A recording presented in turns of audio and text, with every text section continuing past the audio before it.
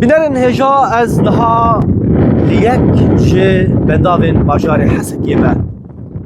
Ev bendavê ku ji 2011 ve ku miçiqî bû îro jî ji ber ava zêde ji ber barana zêde ya ku dibariya ev 2 heftî bûn wek hûn van dîmenan dibînin got ev baran hiştiye ku ev mişqandin bi dawî bibe.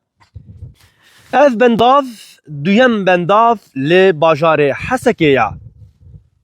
Bêguman hebûna vî bendavî berî 2011 bi hezaran donim li ser dihat avdan.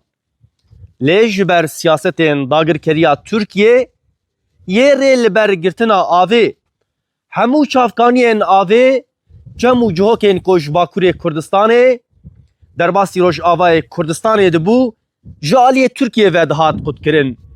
Di encamê de hema bi destpêka 2011 ev bendav îdî ava wî bi temamî miçiqî. Lê wek hûn dîmenan de dibînin